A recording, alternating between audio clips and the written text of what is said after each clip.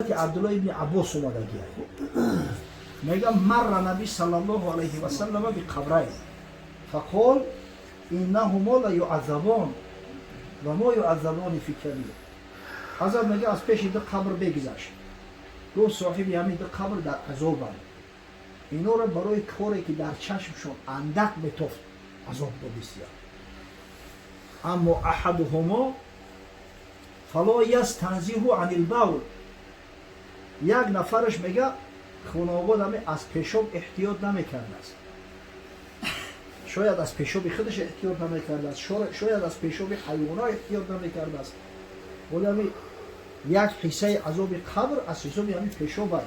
بچه‌هاش میپرن از توالت میخیزن میدون تورات کنی، بعضیش به حتی خوشش نمیاد که با استنجای آبی کنه، مستحب هم نمیکنه خانواده، ولی که در روی کانال همون آب هست، آب همش نمیدروه یکو. خدا نگهبان بوشه این مسافیدایی را که بیچاره کلوخ در دستشو بند ایزو را قپیدن میروند ایسلی توالت، میآیند ایسلی توالت، یا یک چیز فهمیدی یعنی کارا میکنن. اگر همون کانال در خشکو توزش نکنی، بخوی نخوی یک قطره و قطرهش میچکه در ایزو را و تو نمیبینی او چکید است کو. همون سبب عذاب قبر میشه برادرای عزیز، احتیاط کنید. ولی در همین کتابای فقهی میگه باید پیش از او که مثلا خلاص کنی 15 گام بزنی، اگر گام بگیریش یعنی قدم اسم اوزان 15 بار کم کمک حرکت کردی که اول کنال پر برویا. بعضی ها همون را 15 کام گفتیان، کمک زدن زور نکنی که کم کم کم اول کنال برویا، این همطوری میکنی که توزن میشود. این کار جدیه، باید تنبلی نکنی، مستحب کنی بچه. در وقتی مستحب کردن، مثلا وقتی مستحب یعنی استنجای آبی کامل که کردی، پیش قفا را شوشتی، دست از قفا میگیری سینی پیش نمیکشی، همون کانال همون تو اومدگی که آخری همون چیزی در کانال هست همش میبروی خارج میشود، توزه میکنه آدم، قلب توزه و پاکیزه میشود. یک نفرش میگه این همی کم کم پیشابش میچکیده است، اهمیت نمیدونه است. و اما الاخر فکان یمشی بالنمیمه، یک نفرش خانه سوخته خبرکش بوده است بس. ولی بعضی ها با بزیشو فخر میکنن، فخر میکنن با خدا فنا بکن. یا وقت زبخدلو بداری با فخر شید است.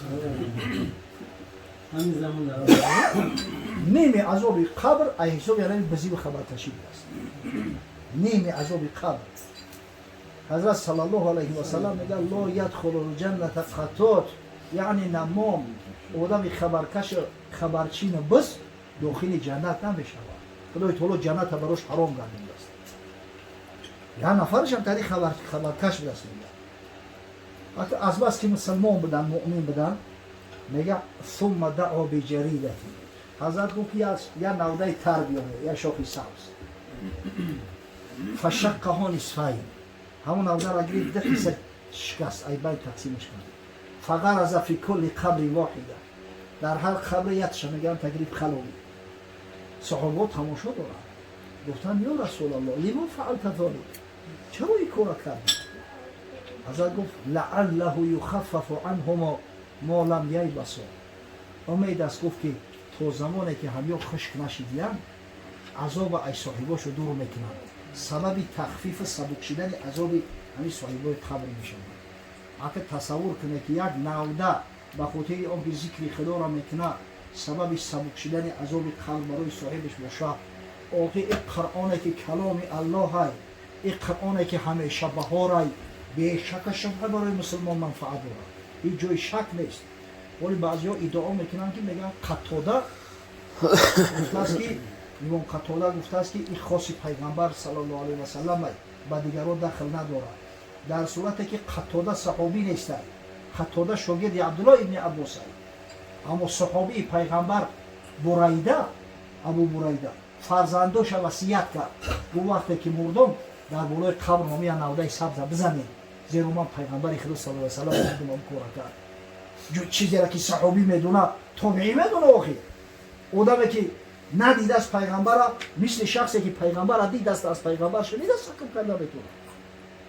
این حدیثی هست که دلالتا همین را افاده میکنن که انشاءالله منفعت داره قرائت سر قبر، به شرطی که به ریا باشه.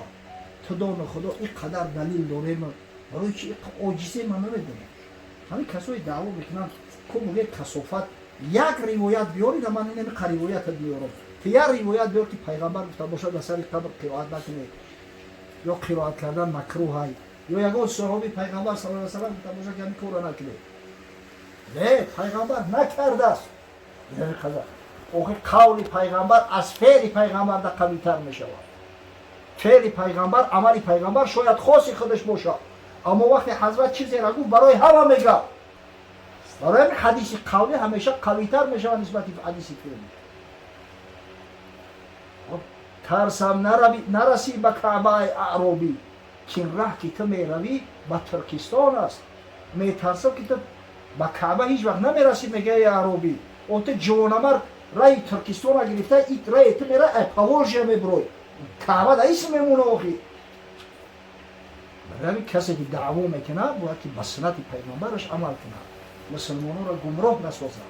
حضرت آمد چی دلیل نه آورد بود و چند آورد قرآن ادامه برو چند آورد قرآن تصور کنه که آیت قرآن دا می اومد یگان مسلمان یوف میشید که خلاف کنه آیت قرآن خلاف کرده میشه. نه وقتی مقصد همون معنا قدیم که اون مقصد قرآن برای زنده های نه برای مرده الله قرآن کلام الله های قرآن برای زنده را مفید است برای مرده را مفید است قرآن برای همه را مفید است قرآن فردا روز قیامت هم در قیامت هم مفید است قرآن یا شافع ما و شما میشود برای ما شفاعت میکنه یا خصم ما و شما میشود بر ضد ما گواهی میده. حضرت صلی الله علیه و سلم گفت القرآن حجت لک او علیک.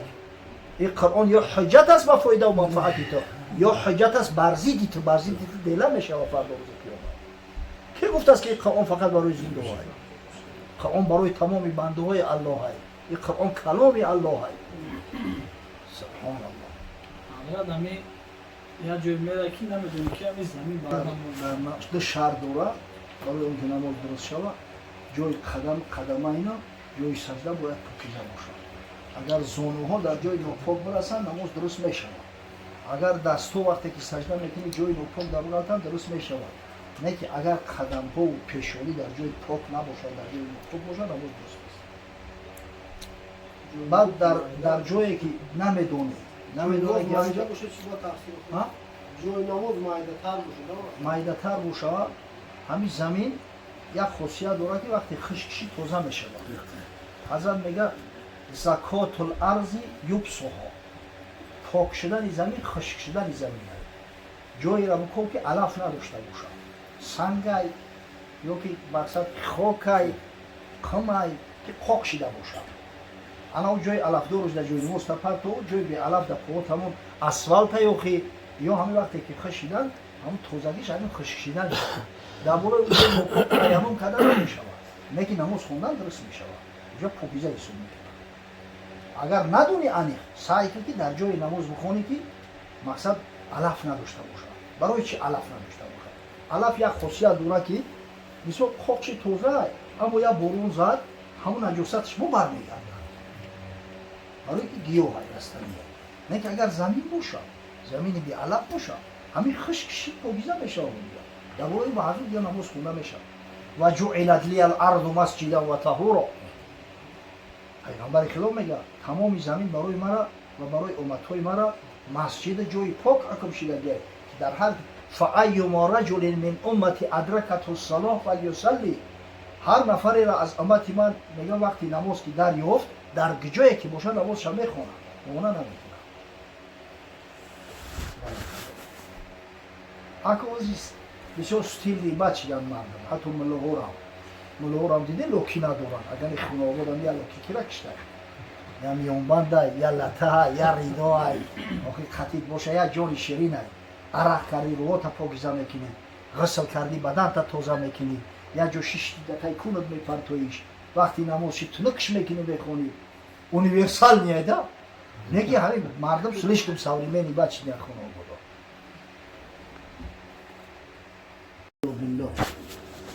میگه انا وجبت له الشفاعت یوم القیامه.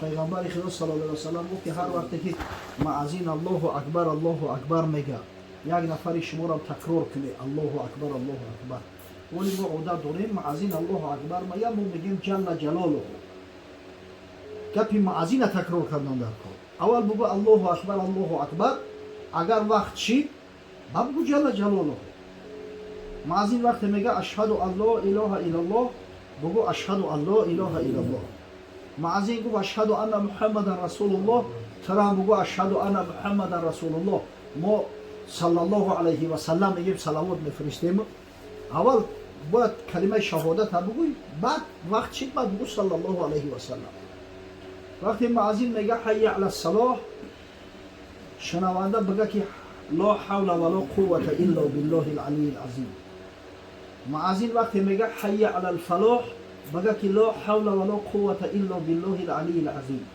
اگر چنده در کتابای فقهی ما همینجا ماشاءالله کان و ما لم یشاء لم یکن اومده است نه که این متن حدیث هم گفته استم حدیثی را که در صحیح امام مسلم اومده بر روایت حضرت عمر که همون لا حول ولا قوة حدش نمیگه و میگه ثم قال الله اکبر وقتی گفت الله اکبر این را میگه لا اله الا الله را میگه بر اوش واجب میشود شفاعت من فرد روز قیامت از آن شعار اسلام است شعار دین است همین قدر درجهش بلندی هست که یک نفر در مسجد مثلا اگر قرآن میخونده باشه آواز معزین که شنید قرآن ما نبود اول معزین جواب بگه برابر داشت معزین جواب بگه دعای بعدی از آن شب کنه با قرآن شب بگیره ادامه بده در وقت قرآن سخن گفتن هم مکروه تحریمی است زیرا که نهی صریح صحیح خداوند اومده است خداوند امر میکنه بنده باشه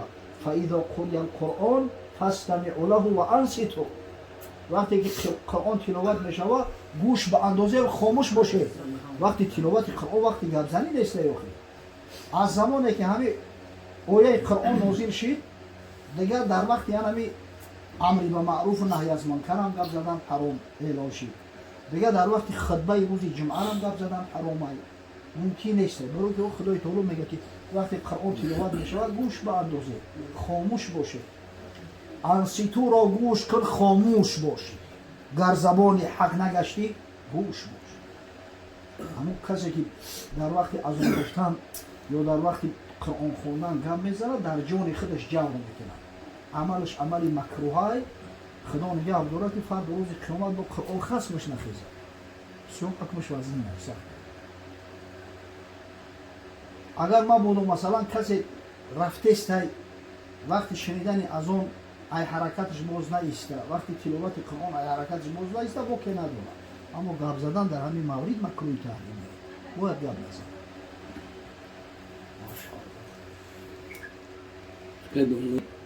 اصلا از موضوع حساب میخوره که در روز همون السلام علیکم و علیکم السلام مکروه گفته میشه بله داخل مسجد چی دارن؟ بله مسجد سلامش هم سلامی که سلامی که السلام علیکم و رحمت الله در اونجا تو قصد میکنی بشر ملکه اگر امام کدوم طرفی باشه امام قصد میکنی همون سلام گفتن مسجد اصلا همین هست اون سلامی که مثلا ایدار مسجد بعضیون میدرویان السلام علیکم و رحمت الله این کراهیت داره برای که در مسجد بعضیون نماز خونده استیان بعضیون قرآن خونده استیان شاید جای صحبت از حلال و حرام رفته است دقت همه را به سوی خود جلب میکنه و جواب گفتنش هم واجب نمیشه در ذمه کسی در وقتی از درآمدن مسجد بهترش سلام نکنه اما سلام مقصد خیلی نماز خونده ولی در داخلی همون خانه ما یا عادت داریم بعد خصوصا بعد بنداد همطوری کروب میستیم سلام میکنیم همین این علیوکاری هیروی خدمت مکروه بدعت میگه بدعت مکروه همین بدعت است بدعت مکروه کراهیت داره میگه همین عادت کردن ای خونه خوب بروی در صحن مسجد بیرون در مسجد مرحمت کسی ندیدی سلام علیک کردن بگی اما داخل مسجد هم تاری کروب ایستاده و سلام کردن همین بدعت گفتیم بدعت مکروه این هم در کتاب مرقات شرح مشکات المصابیح اومده است هم در کتاب فتح الملهم شرح صحیح مسلم شبیر احمد عثمانی و مفتی تقی عثمانی شرح نوشته که در مذهب حنفی همین کار کراهیت داره چی برسه به اینکه ابتدای اومدن از در مسجد اومدن اوز بلند خطی السلام علیکم و رحمت الله. سنتی است که وقتی از در مسجد میدروی دعایی را که از پیغمبر صلی الله علیه و سلم برای ما و شما را به راست مونده است بگیم که میگوی اللهم افتح لی ابواب رحمتک و صلات و سلام علی حبیبک محمد صلی الله علیه و سلم. این را باید بگوییم. خدا در رحمت برای ما باز که ما مهمانی تا هستیم، به خانه تو آمدیم. پروردگار دعا و درود ما را بر محمد صلی الله علیه و سلم بفرست. امروز جمعه اینا برای درود و دعا با پیغمبر صلی الله علیه و سلم بهترین روزها است. در سنن امام نسائی بر روایت از اوس بن اوس رضی الله تعالی عنه صحابی پیغمبر اومده است. حضرت میگه این من افضل ایامکم یوم الجمعه، بیشک بهترین روزهای شما روز جمعه است. فیه نفخه و فیه صعقه، در همین روز قیامت قایم می شود. در همین روز خدای تعالی همه را مثلا نمیرونه، همه را با اکثر نو زنده میکنه. فیه خلق آدم علیه السلام، در همین روز جمعه خدای تعالی آدم علیه السلام را داخل جنت کرده است. بعد حضرت گفت فاکثروا علی من صلاتکم فی هذا الیوم، در همین روز بر من صلوات زیادترک بفرستید. فضیلت چه ببینید چقدر بلنده. ولی سوال میتن که دنیا بعضی‌ها میگن که در روز جمعه همدیگر را تبریک تهنیت گفتن بدعت است. بدعت چرا میگن در شریعت؟ چیزی را که اصل نداره. من لا اصل له. حضرت گفت من احدث فی امرنا هذا ما لیس منه فهو رد.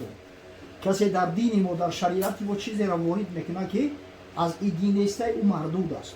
همین را شرح میکنن شارح‌های بزرگ ما، از جمله اینا بدرالدین عینی صاحب شرح صحیح بخاری عمدة القاری که یکی از بزرگترین شرح‌های بخاری است. یعنی میگه ایلا اصل له، چیزی که اصل نداره، اما هر چیزی که در شریعت اصل داره او را بدعت گفته نمیشود. لااقل بدعت مستقبحش گفته نمیشود، بدعت مقصد که مکروه و قبیحه. صحابه پیغمبر صلی الله علیه و سلم هم دیگر را به عید تبریک میکردند. به عید رمضان، به عید اضحی، عید قربان تبریک میکردند. از حدیث از نص صریح شرعی برمیآید که روز جمعه فضیلت مرتبهش از روز عید بالاتر میشه. در قرآن یک سوره مخصوص سوره جمعه با نام سوره جمعه اومده. در یکی از آیات‌های این سوره خدای تعالی امر کرده است یا ایها الذین آمنوا اذا نودی للصلاة من یوم الجمعه فاسعوا الی ذکر الله و ذروا البیع. ای کسایی که دعوای ایمانداری میکنه به خدا و روز قیامت، وقتی که روز جمعه صدای از اون شنیده همه کارباری دنیا را ترک کنه، شتاب کنه به سوی نماز، تجارت کاراتون را بس کنه. این قدر مرتبه و منزله داشت است. عید فقرای مسلمان بد است. حتی در بعضی آثار اومده است میگه حج فقرای مسلمان های روز جمعه. و برای پیغمبر گفت که مثلا مهاجر کسی که تیسته را پیشتر میاد در روز جمعه، مثلا شخصی را میمونه که در راه خدا شتر قربانی کرده است. اون طایفای دیگه که میآیند، یعنی تو خارج شدن امام به سوی منبر، مثلا اونو مثلا شخصی را میمونه که گاو کشته باشه در راه خدا. اون کسایی که در ترک میکنن ثواب گوسپندکش هم میآورند. کسایی از اونا دیرتر میکردگی ثواب مرغکش هم میآورند. که این مرغ دیگه قربانی نیست، دیگه به هر حال ثواب میداره. بعد اون طایفه که پیش از همین اومدن امام اسپید میکنن میدروین و ثواب صدقه تخم میآورند. اما وقتی که امام بالای منبر میبراید میگه تو صحفهم ملائکه ها کتابا را میپوشونند. فقط ثواب نماز جمعه را مییابی بود، اما ثواب شتاب کردن سعی کردن به سوی نماز در نمییابی. از همین خاطر در بعضی آثار اومده است را حج فقرا میگن. چرا تبریک کردن به همین خیر روزی بزرگ همدیگر را بدعت بوده است؟ کسایی همین دعوا را میکنن خچان مبتدی. اما علما خچان مبتدی اند. عقل فراست که نباشه در شوق میشینی و شوخ حرام میکنی. حضرت گفت از بس که روز جمعه بزرگترین روزهای فاکثروا علی من صلاتکم فی هذا الیوم، در همین روز بر من صلوات بیشتر از زیادتر بفرستید. تکم تعرض علیه، زیرا همون دعا و درود شما در نزد من عرض کردن میشه و من میارن میرسونمش. طریق رسوندن به رسول الله صلی الله علیه و سلم چی نوعه؟